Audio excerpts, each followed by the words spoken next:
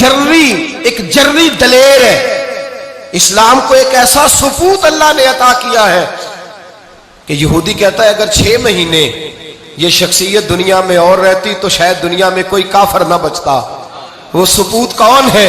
وہ حضرت عمر فاروق رضی اللہ تعالیٰ عنہ.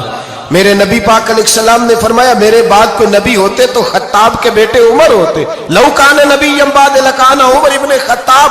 میرے بعد کوئی نبی ہوتے تو خطاب کے بیٹے عمر ہوتے. تاریخ کا حوالہ اٹھا رہا ہوں, ایک ورق الٹ رہا ہوں. اس عمر فاروق کو در رسول پر لانے والی, اس عمر کو اللہ کے گھر کی طرف رستہ دکھانے والی, اس فاروق اعظم کو دین کا سپاہی بنانے والی, یہ کوئی اور نہیں ہے, یہ عمر فاروق کی ہمشیرہ ہے. یہ جناب عمر کی بہن ہے. بہن نے بھائی کی کایا ہی پلٹ ڈالی. بہن نے ذمہ داری کا احساس کیا. بہن نے ذمہ داری کا احساس کیا تو اس رنگ میں قرآن پڑھا کہ فاروق اعظم فرماتے ہیں میرے دل سے کفر دور کر کے مجھے رسول اللہ کا غلام بنا دیا ہے.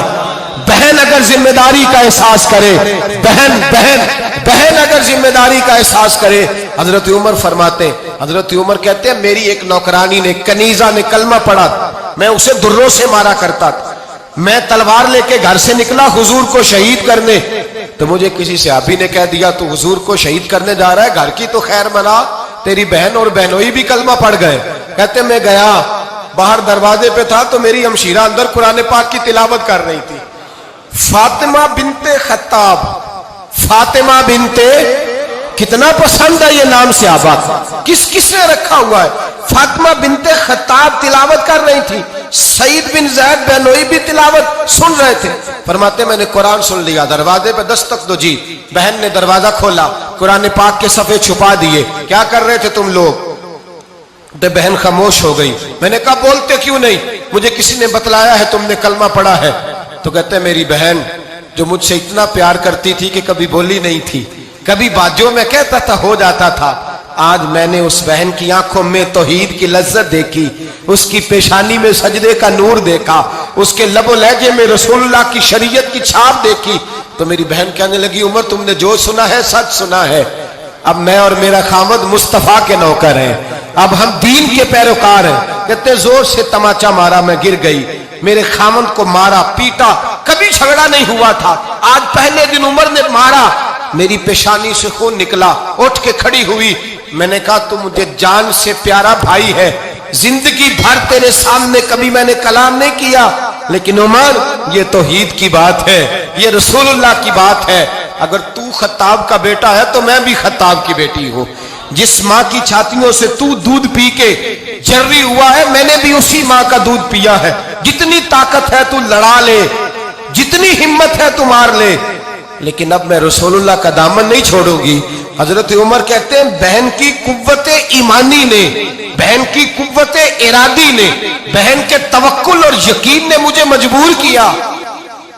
میں نے کہا میری بہن کے دل میں اگر کوئی بات آئی ہے تو اس میں سچ ضرور ہوگا, اور اگر بہن بھائی کو اس دلیری کے ساتھ درس دے رہی ہے تو اس کے اندر کوئی نکھار ہے. میں نے کہا لا ذرا تو کیا پڑھ رہی تھی؟ جناب عمر کہتے ہیں پھر بہن نے دلیری والا جواب دیا. فرمایا ایسے کیسے لاؤں؟ جا پہلے غسل کر کے آ, جا وضو کر کے آ, کپڑے بدل کے آ. یہ رسول اللہ کا قرآن ہے, یہ اللہ کی کتاب ہے. بے وضو بے غسل نہیں پڑھی جا سکتی. فرماتے میں غسل کر کے کپڑے بدل کے جو بیٹھا, بہن نے قرآن پڑھا, بہن نے قرآن پڑھا. اللہ کرے بہنیں بھائیوں کو قرآن سکھانے لگے, اللہ کرے بہنیں بھائیوں کو حدیث سکھانے لگے, اللہ کرے بہنیں اپنے بھائیوں کو رسول اللہ کے در پر جھکانے لگے, اللہ کرے بہن کہنے لگے آ جا مل کر کے دونوں دین کی. بہن نے قرآن پڑھا, فاروق اعظم رو رو کے نڈال ہو گئے. حضرت عمر کہتے ہیں بہن کی زبان سے چند آیتیں سنی تو میں نے کہا مجھے باندھ لو, ہاتھ باندھ لو, میں حضور کو قتل کرنے کے ارادے سے آیا تھا نا, مجھے باندھ لو.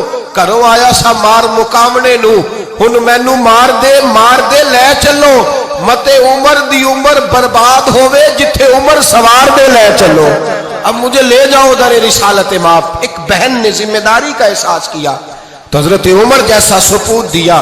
بہنیں اگر ذمہ داری کا احساس کریں, ذمہ داری کا احساس کریں تو اسلام میں بہت بڑا انقلاب آ سکتا ہے.